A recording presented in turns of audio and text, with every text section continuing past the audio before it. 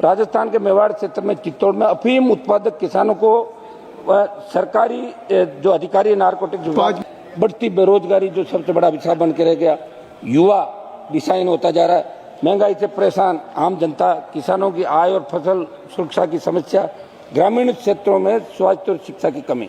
लेकिन अनुपूरक मांगों में इन क्षेत्रों के लिए अपेक्षित बढ़ोतरी दिखाई नहीं देती तो झुकी है।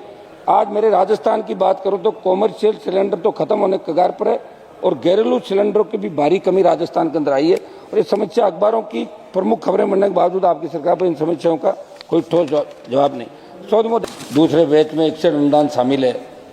281-289 करोड़ के सकल अतिरिक्त व्यय को अधिगत करने के लिए संसद में अनुदान मांगा गया वित्त मंत्री जी द्वारा।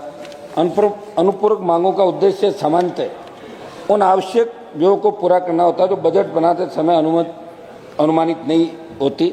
इसलिए सबसे पहले ये समझने की आवश्यकता है कि अनुपूरक मांगें सामान्य स्थिति नहीं होनी चाहिए। इनका उद्देश्य केवल उन खर्चों को पूरा करना होता है जो अप्रत्याशित परिस्थितियों के कारण सामने आए। लेकिन जब हर साल बार बार अनुपूरक मांगें लाई जाती तो ये सरकार की वित्तीय योजना और बजट प्रबंधन की कमजोरी को उजागर करता है। वित्त मंत्री जी, हमने देखा है कि एक उसके अंदर एक साल में 2-3 बार जब आप जवाब दे तो उसको बताएं कि देश की अर्थव्यवस्था और विकास का रोड मैप है। कुछ महीनों बाद अगर सरकार फिर से अतिरिक्त हजारों करोड़ रुपए मांगने लगती है तो प्रश्न स्वाभाविक है, क्या बजट बनाते समय सही आकलन किया गया नहीं। मेरा आग्रह है सौद जी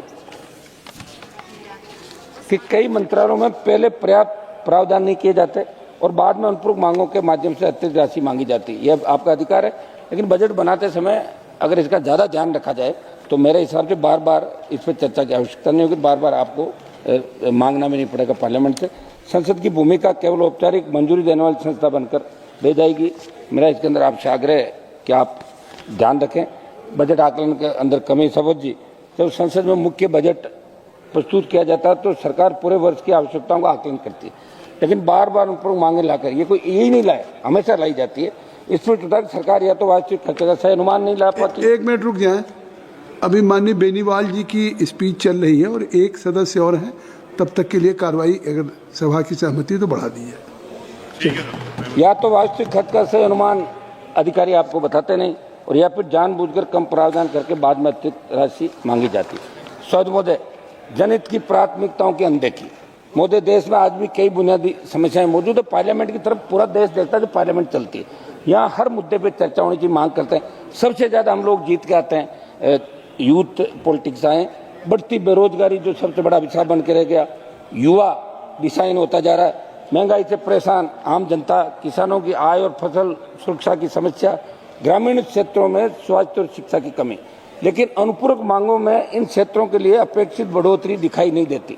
वित्त मंत्री जी बताएं आप, इससे यह संदेश जाता है कि सरकार की प्राथमिकताएं जनता की समस्याओं से अधिक प्रशासनिक खर्चों को झुकी है। आज मेरे राजस्थान की बात करूं तो कॉमर्शियल सिलेंडर तो खत्म होने के कगार पर है और घरेलू सिलेंडरों की भी भारी कमी राजस्थान के अंदर आई है। और ये समस्या अखबारों की प्रमुख खबरें बनने के बावजूद आपकी सरकार पर इन समस्याओं का कोई ठोस जवाब नहीं। सौद महोदय, एक आध मिनट टाइम दे सर। कल भी मेरे 2 मिनट कम दिया आपने, सब कुछ छोटे साथ दिए। देश में एलपीजी की जो कीमत के बारे में हल्ला हो रहा है, पेट्रोल डीजल के भंडारों की जो स्थिति है, अमेरिका ईरान युद्ध से हमारे देश की गैस और तेल आपूर्ति में कितना फर्क पड़ा और देश में कभी दिखाया जाता है कि तेल का संकट है, फिर पेट्रोलियम कंपनियां उनका खंडन करती है। दूसरा, मोदी जी, एलपीजी की कमी से देश में क्या हालात बने, आज अखबारों की सुर्खियों में विस्तृत रूप से आया। एलपीजी गैस सिलेंडर की कमी और वितरण व्यवस्था हो रही है, लापरवाही के कारण आम जनता को भारी परेशानी का सामना करना पड़ रहा है।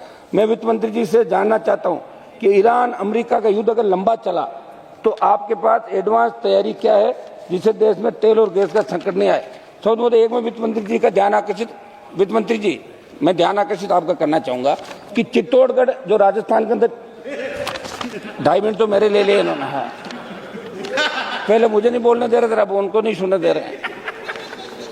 सभा महोदय, चित्तौड़ जो राजस्थान के अंदर है, वहां साहब अफीम के पट्टे चित्तौड़ के अंदर, मध्य प्रदेश का नीमच का लगता इलाका, राजस्थान के मेवाड़ क्षेत्र में चित्तौड़ में अफीम उत्पादक किसानों को सरकारी जो अधिकारी नारकोटिक 5 मिनट हो गए, अब आप समाप्त करें, कृपया समाप्त कर दें। कल भी 2 मिनट मेरे अब हो तो क्या 5 मिनट? कुछ मेरा सुझाव दे दूंगा। राजस्थान सुझाव दे दीजिए। ये हटाएगा फिर राजस्थान सुझाव दे दीजिए, हो गई बात। भूलिभगत करके अनावश्यक रूप से परेशान किया जा रहा है वहाँ किसानों को, जो पूर्ण रूप से अनुचित है। वैध लाइसेंस लेकर मेहनत से खेती करने वाले किसानों को बार बार नोटिस, जांच और दबाव का सामना करना पड़ रहा है। अब सुझाव दे दीजिए, आपकी बात पूरा तो करने देता, तो पूरा करने दे दिया, सुझाव दीजिए। माहौल बन गए और कांग्रेस पार्टी किसानों के मामले में मौन है।